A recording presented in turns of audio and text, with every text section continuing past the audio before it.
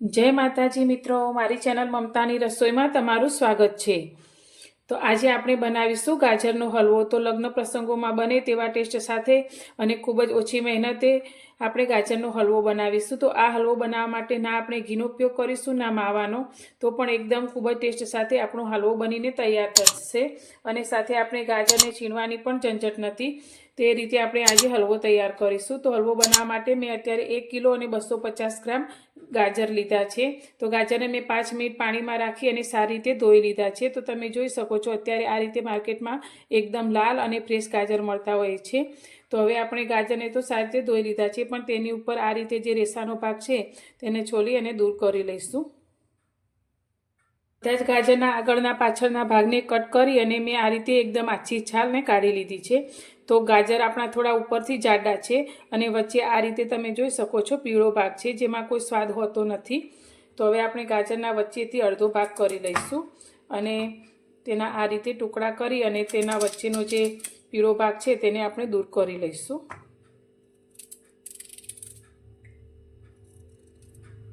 તો આ રીતે આપણે બધા જ ગાજરમાંથી પીળો ભાગ છે તેને કાઢી લઈશું। થોડો ઘણો રહી જશે તો ચાલશે, પણ વચ્ચેના જાડા ભાગને આપણે કાઢી લઈશું। તો અત્યારે મેં બધા જ ગાજરમાંથી આ રીતે વચ્ચે જે પીળો ભાગ હતો તેને કાઢી લીધો છે અને અડધા આપણે આ રીતે પાછળના ભાગને એમ જ રાખ્યો છે। તો તમે જોઈ શકો છો આ રીતે ઘણો બધો પીળો ભાગ નીકળ્યો છે। તો તેને આપણે હવે સાઈડમાં મૂકીશું અને હવે આપણે જે ગાજર લીધા છે તેના આપણે આ રીતે નાના નાના ટુકડા કરી લઈશું। તો અત્યારે આપણે છીણવાની ઝંઝટ કર્યા વગર ખૂબ જ ઓછા સમયમાં હલવો તૈયાર કરવાનો છે। તો આ રીતે આપણે નાના ટુકડા કરી લઈશું। ગાજરના મેં આ રીતે બધા ટુકડા કરી લીધા છે। હવે તેને ક્રશ કરવા માટે મેં આ રીતનું એક ચોપર લીધું છે, તેની અંદર આપણે આ ટુકડાને લઈ લઈશું। તો તમારી પાસે આ રીતનું ચોપર ના હોય તો તમે તેની જગ્યાએ મિક્સરનો ઉપયોગ પણ કરી શકો છો। તો મિક્સર જારમાં ટુકડાને લઈ અને તમે પલ્સ મોડ પર ફેરવી અને તેને ક્રશ કરી અને છીણ જેવું તૈયાર કરી શકો છો। તો અત્યારે આપણે ચોપરનો ઉપયોગ કરીશું।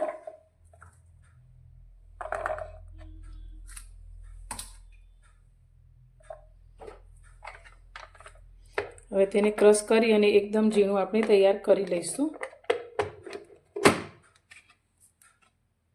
તો ગાજરને મેં આ રીતે ચોપરમાં ઝીણા કરી લીધા છે। તો તમે જોઈ શકો છો એકદમ સરસ એવા ચોપરમાં આપણા ગાજર ઝીણા થઈ ગયા છે। તો હવે તેને કાઢી લઈને આ જ રીતે આપણે બીજા ગાજરને પણ ક્રશ કરી લઈશું। અત્યારે મેં બધા જ ગાજરના ટુકડાને ચોપરમાં ક્રશ કરી અને આ રીતે છીણ જેવું તૈયાર કરી લીધું છે અને તૈયાર કરીને મેં આ રીતે એક મોટી કડાઈની અંદર ભેગું કર્યું છે। તો હવે આ કડાઈને આપણે ગેસ પર લઈ લઈશું। તો આની અંદર આપણે ટીપું ઘીનો ઉપયોગ અત્યારે નથી કર્યો। અત્યારે કડાઈને મેં ગેસ પર લઈ લીધી છે અને ગેસ ચાલુ કરી દીધો છે। તો હવે આપણે આને 2 મિનિટ માટે આ રીતે સાંતળીશું। તો ગાજરમાં પાણીનું પ્રમાણ ખૂબ જ સારા પ્રમાણમાં હોય છે, તો આપણે આ રીતે તેને 2 મિનિટ માટે પકવશું। 2 થી 3 મિનિટ થઈ છે ને તમે જોઈ શકો છો ગાજરમાંથી પાણી થોડું ઘણું આ રીતે બળવા લાગ્યું છે અને ગાજરનો કલર પણ તમે જુઓ તો આ રીતે થોડો ભૂખરો થવા લાગ્યો છે। તો હવે અત્યારે આપણે ઘી કે માવાનો બિલકુલ ઉપયોગ નથી કરવાનો। તો તેના માટે અત્યારે મેં દૂધની ફ્રેશ મલાઈ લીધી છે 1 વાટકી જેટલી, તે આપણે અંદર એડ કરી દઈશું। તો આનાથી માવો પણ બનશે અને ઘી પણ બનશે।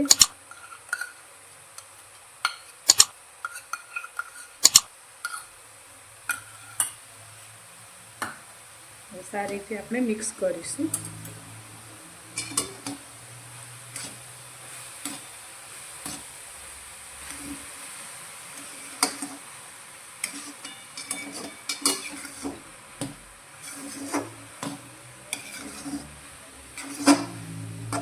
ફરી આપણે 2 મિનિટ જેવું તેને આ રીતે મલાઈ સાથે પકવીશું।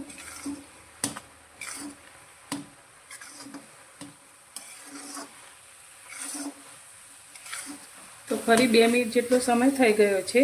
તો હવે અત્યારે મેં ગાજર આપણા સારી રીતે ચડી અને સોફ્ટ થાય તેના માટે 500 થી 600 ગ્રામ જેટલું દૂધ લીધું છે, તે અંદર લઈ લઈશું। તો અત્યારે મેં ગાયનું દૂધ લીધું છે। તમે થેલીનું દૂધ લેતા હોય તો તમે 1 થેલી દૂધ પણ લઈ શકો છો। હવે ગેસની ફ્લેમ અત્યારે આપણે હાઈ જ રાખી છે અને તેને આપણે આ રીતે સતત હલાવતા રહીશું. તો આ રીતે છીણ કરેલું હશે તો દૂધ આપણું જલ્દી શોષાઈ જશે. જો તમે છીણી અને હલવામાં દૂધ એડ કરશો તો તેને બળતા વધારે સમય લાગશે, પણ જો આ રીતે તમે ક્રશ કરેલા હશે તો ઝડપથી આપણો હલવો તૈયાર થઈ જશે.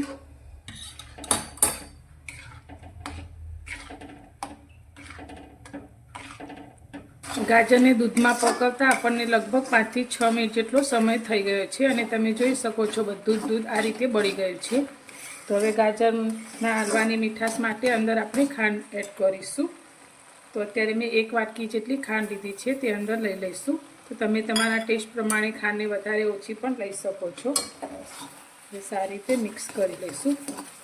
તો આપણે ખાંડ એડ કરી છે તો ખાંડનું પાણી થશે. તો ખાંડનું પાણી બિલકુલ બળી જાય ત્યાં સુધી આપણે તેને આ રીતે હલાવતા રહીશું.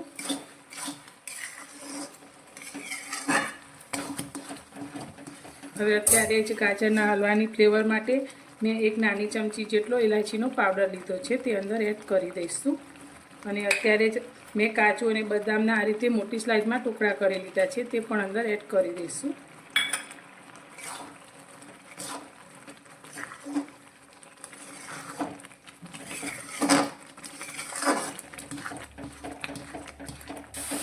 તો હલવામાં આપણું ખાંડ એડ કરેલી બધું જ પાણી તેનું બળી ગયું છે અને આપણો હલવો એકદમ સરસ રીતે તૈયાર થઈ ગયો છે. તો તમે જોઈ શકો છો અંદરથી માવો પણ આ રીતે તૈયાર થયો છે અને નેચરલ કલર સાથે આપણો ગાજરનો હલવો બનીને તૈયાર થયો છે.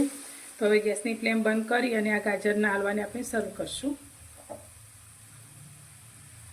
તૈયાર છે આપણો ગાજરનો હલવો. તો લગ્ન પ્રસંગોમાં બને તેવો ખૂબ જ ઓછી મહેનતે એકદમ સ્વાદમાં ટેસ્ટમાં બેસ્ટ બને તેવો આપણો ગાજરનો હલવો બનીને તૈયાર છે. તો જોતાં જ ખાવાનું મન થઈ જાય તેવો.